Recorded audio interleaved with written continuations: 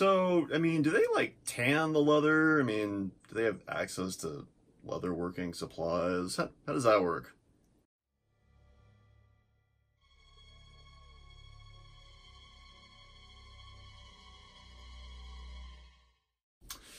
Hey guys, what's going on? Good to be back. Sorry for the delay of getting all these out.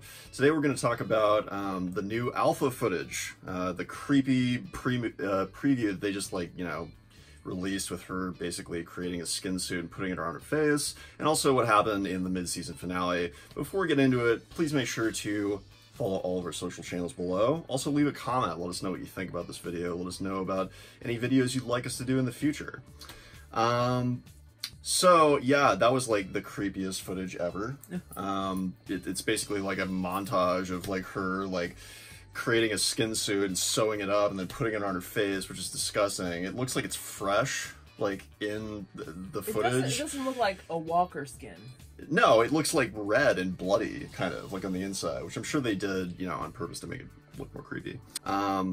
I think it's interesting that they're actually showing like real footage of the new villain before the villain has actually showed up in the show.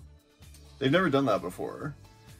Like before, like with Negan, I mean, like we got that scene at the end of season 6 where we knew he like hit somebody before all the promo work and all the stuff came out about him, involving him. So we already kind of like saw him, you know, acting and all that kind of thing. We've not seen any scenes with Alpha, and yet there's this like full video of her, you know, putting on the skin suit. Doing her best impersonation of Leatherface. I thought the skin itself was more creepy than seeing it actually on her face.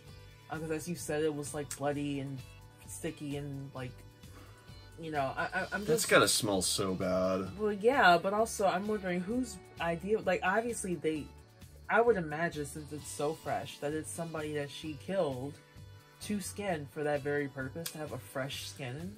You know what I mean? Like, I wonder, I mean, do they like have to create new skin suits all the time because the ones that they make like rot and get like unusable, or do they like condition the leather in some way? Well, you know what I mean? It looked like her face, the face she was wearing it looked like it was processed in some way. You know what I mean? Like, it was treated somehow. Yeah. You can leather human skin. I can't remember what I was reading late one night on like Wikipedia or some shit or some article. Why were you looking that up? I wasn't. I think I was reading some article about like witches or something. Anyway, there was this old wallet and the guy was like, the leather felt very peculiar, and it turns out it was a human leather wallet. Yeah. And it was like 100 years old, or 100 and some change. So it looks like she's treating the skin. My question is, are they gonna show them skinning people to get the skins? Like how far is this gonna go? What was the thought process again to doing that? The whole thing is very disturbing to me. More disturbing than the mask itself, just the idea of that. I just have so many questions about like the logistics of how they get through daily life. Like, I mean, how do they sleep? Like, how do they like break off from the rest of the herd and then like go to bed without them realizing that like they're not like it's probably something like this. When do they go to the bathroom? Time to sleep.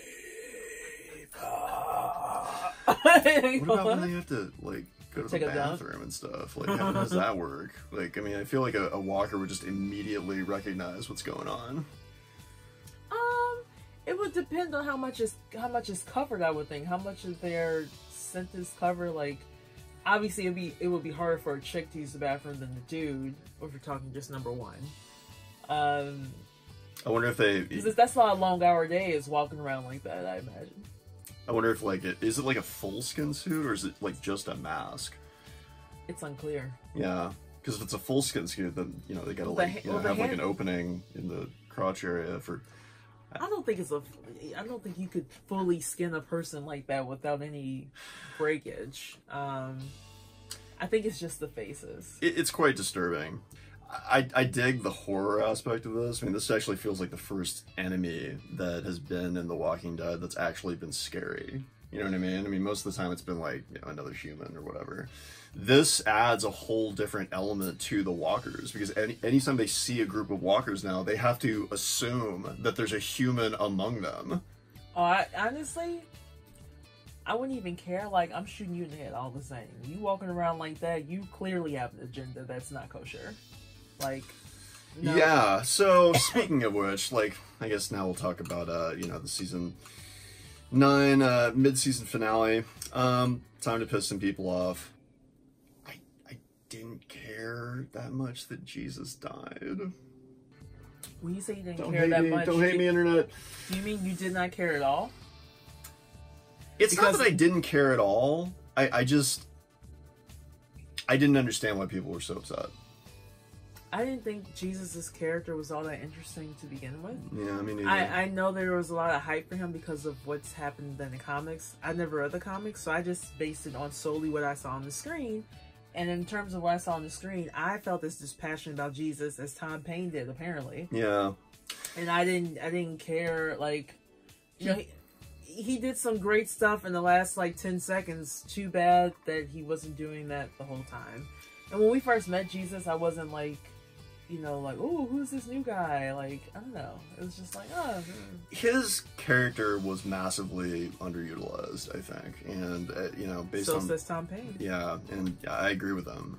I don't blame him for wanting to leave, because when he said... he referenced a bunch of scenes that I guess happened in the comic that he was hoping were going to happen in the show, and I looked them up just to, like, see what he was talking about.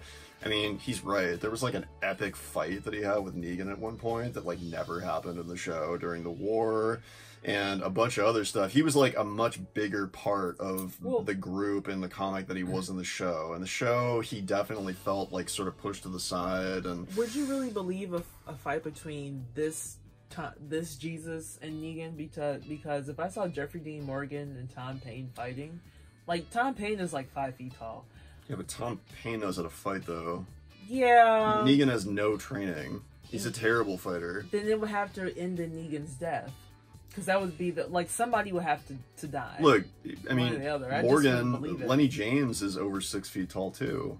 Remember? I don't think so. And he not only beat him, he beat him even though he had a staff and he was unarmed, and he still beat him. I don't think... Dude's got mad skills. Over 6 feet. I'll look that up. I think he is. I think he's about the same height as Rick. Rick is definitely 5'11", 6 foot. Yeah, he's definitely somewhere in that range. The point is that he's bigger than Tom Payne, though, and he was still, like, you know, able to beat him even though he was armed and he wasn't. I mean, like, that's what you can do when you have fight training. So, and plus, like, Negan has no skills. Like, his entirety of his fighting ability is, like, his bad, which he doesn't even use that well either. You know what I mean? I think he would have beat the shit out of Negan, to be honest. I would have loved to see that scene, so I was kind of bummed that didn't happen. I don't know if they were, like, maybe going to possibly put him and Aaron together at some point, because I don't think so. Well, but there was that scene, though, in the middle of season 7 where Maggie was talking to him and he said, like, something to the effect of, like, oh yeah, you know, I didn't have any girlfriends, and then there was this, like, awkward pause, and he said boyfriends. Like, he admitted that he was gay. Well, yeah, but just because they're both gay doesn't mean that they're... Well, I know, but then nothing came of that character development. Like, why did they even put that in there? Because he's gay in the comic. It's like, oh yeah, so he's gay in the show too, and then... That's my point, though, is it's like, why would they... You know what I mean? Like, I was thinking that he was going to get together with one of the other gay characters. And then it just didn't happen. Who else is a gay male? Basically only Aaron, given the fact that Eric died. Yeah, I mean, given their interactions after 6 years, if they weren't together by then, like, they probably kicked it once or twice, but it wasn't, like, relationship territory. Yeah. I think maybe they were thinking about that when they wrote those pieces of dialogue, and then they just scrapped it or something, because... I still want to see Aaron with... I think Daryl was with him. But anyway, I don't know why. That just doesn't... I've ever since they went out, like, on their little search parties in season 5? That's true. Was that season 5? And Spaghetti Night? Now, and I remember Daryl sitting there at the dinner table, and I remember thinking, man, when are they gonna kill Eric so Daryl can get with Aaron? How long is this guy He gonna hates on drown? Anyway, back to Jesus. Yeah. You know, I liked his last scene. I thought that it was a really cool fight scene. I'm glad they put that in there. I did have a little bit of a problem with, like, the dialogue that they wrote for the Whisperer to say to him. That made no sense. You know, there's like several Whisperers actually, who are like wandering around in the cemetery, and he's like fighting all these walkers. They don't realize that there's humans among them yet. And then he goes to take a swing at this one who turns out to be a Whisperer, ducks underneath, and then stabs him from behind. And then, like, as he's like still got the, you know, sword in his chest, he whispers in his ear, "Oh, you are where you do not belong."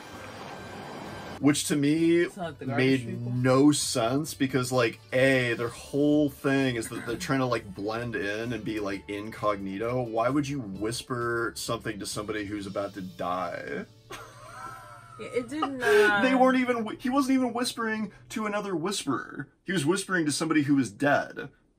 I thought Jesus died pretty quickly. Like, I don't feel like he would have died right away from that particular wound.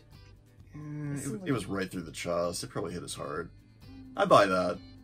I buy that. I think that was realistic. I just thought it made, like, no sense that the Whisperer would say something like that and, like, I mean, basically announce to everybody else right around him that he's not a walker and is in fact a human, and then he gets killed, like, immediately afterwards because of that. I mean, the fact that he took out a knife and plunged it into someone was a tip-off point either way, whether obviously he said it or not. But and then the other ones kind of started moving a lot faster as well.